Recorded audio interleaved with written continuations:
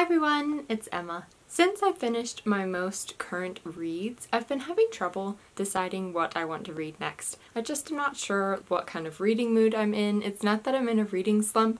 I actually want to be reading. I just don't know what I want to be reading. So today I'm going to do the try a chapter tag. Since one of you guys asked me to do this anyways, I thought it would be a good way to decide what I want to read next. The way this tag works is you pick some books that are on your TBR, but maybe you're not sure if you want to read them, or in my case, I kind of want to read them all, but I have to decide. And you read the first chapter of each one, and then you decide which one you're going to continue on with from there. I picked 4 books that I've been looking at recently. I'm going to read the first chapter of each and then report back to you guys on what I thought and which one I go with. So I have They Both Die in the End by Adam Silvera. I've been wanting to read this book for so long. I actually read the first chapter right after it came out. I bought it and picked it up and started reading it, but I never continued with it, and I'm just not sure if this is what I'm in the mood for. What I know about this one is that you get warned in this world 24 hours before you're going to die, so you know when you're going to die. And then there's some kind of buddy system where you can meet up with another person who's also going to die in the same day, have some company for your last day. And it's supposed to be sad by the title and just because it's an Adam Silvera book, so we'll see. Then I have The Last Unicorn by Peter S. Beekle. I just hauled this in my book haul the other day. I bought it like last week. It's kind of been calling out to me, but I'm just not sure if I'm in the mood for a fantasy. And I also know nothing about what this writing style is like. What I know about this one is that it's a fantasy book where a unicorn lived alone in the woods. I believe she's the last of her species, and she goes on an adventure to try and find others of her kind. My brother loves this one. It's blurbed by Patrick Rothfuss, saying that it is the best book he's ever read. It's a lot of people's favorite. When I mentioned it in my book haul, a lot of you guys were like, I love that book so much. I have pretty high expectations for this one. I'm just not sure if I'm in the right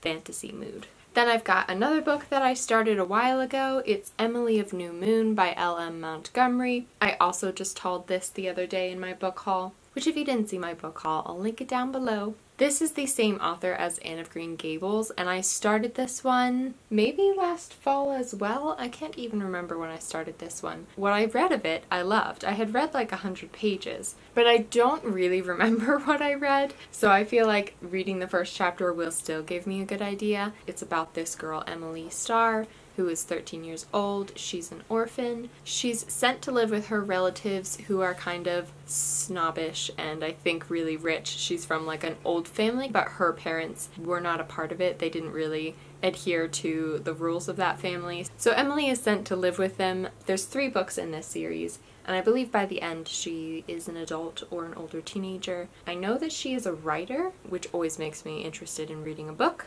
And then the last book that I have is one that I've read before. It's Emma by Jane Austen. I can't even remember when I read this. I think I was like 13. I may have even read it twice. It's been a long time, and I was in the mood for something like this, something like Emily of New Moon or Jane Austen. So I picked this one up because I remember it being a really entertaining read. If you have never read this book, it's about this girl, Emma Woodhouse, who is a very prominent member of her small society. Her mother passed away when she was young, and so she lives with her father. She's a single young woman. She kind of has no interest in marrying, and she has a habit of matchmaking other people. If I remember right, I remember disliking Emma so much for like the beginning part, but then you just grow to love her and her development over the course of it. Before filming this video, I think this is the one that I'm leaning more towards, so we will see which one I end up actually going with. I'm now going to go read, and I will come back and update you guys as I read the first chapter of each book.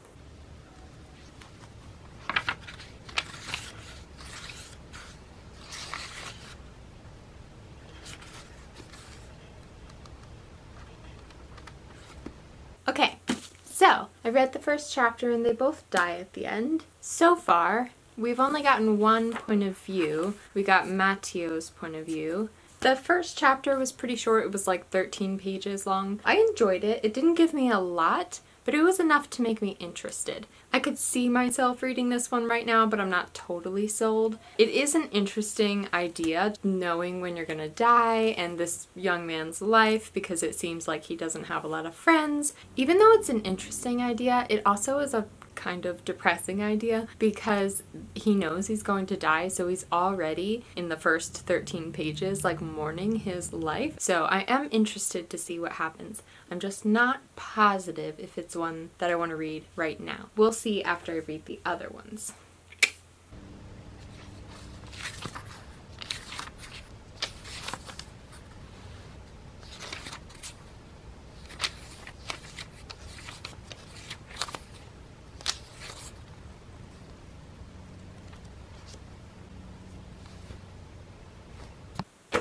Okay, I read the first chapter. This one was pretty long. I think it was like 21 pages. So I feel pretty invested in the story already, which is kind of a good sign. The writing style is really beautiful. It's a very magical, whimsical atmosphere. I loved the way that the unicorn was described, and I love how poetical it is. It's almost nonsensical at times. So far, this one wins over They Both Die in the End. It also seems like it's a very calming read. Like while I was reading the first chapter, I was like, oh, this is so nice. And I can see why Patrick Rothfuss likes it, because it does remind me of Name of the Wind in a way. But yes, I'm intrigued. I'm liking it. I'm interested.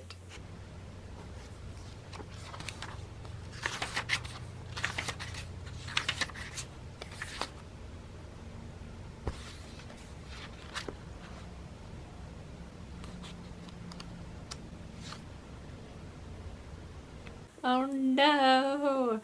I loved this one too! This one's definitely my favorite so far, not gonna lie. The first chapter is pretty short. It is only 8 pages long, but I just loved it so much.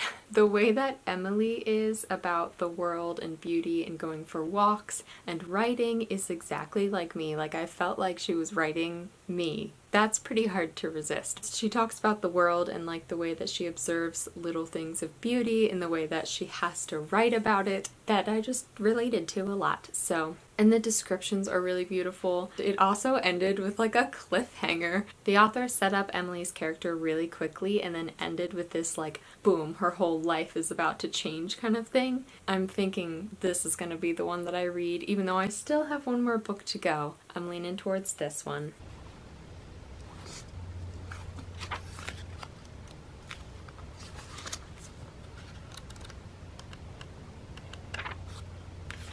I didn't even finish the first chapter of this one because I'm already sold on the other two. I already know that I love The Last Unicorn and Emily of New Moon, and I've already read this book, so sorry Jane Austen, I'll reread you another time. So I'm definitely going to be continuing Emily of New Moon. I was kind of holding off because it feels like a spring book to me, but there's 2 other books in the series. By the time I read them all, spring will probably be over, so I'll still get to read it in the springtime. So yes, I'm going to continue with this one. Maybe I'll do a reading vlog day or something to update you guys on how I'm liking it. I will probably also continue with this one because I usually read at least 2 books at a time, and this one is kind of short and I feel like maybe they'll be good companions for each other. I will probably continue with both of these, this one first. That's it for this tag. I hope you guys enjoyed. It was actually really helpful because I've been having a hard time picking what to read, and this was a really good way of doing it. Let me know down in the comments what you're currently reading. I would love to hear what you guys are up to in your reading lives at the moment. Thanks for watching. I hope you have a lovely day or night or afternoon wherever you are, and I will see you in my next video.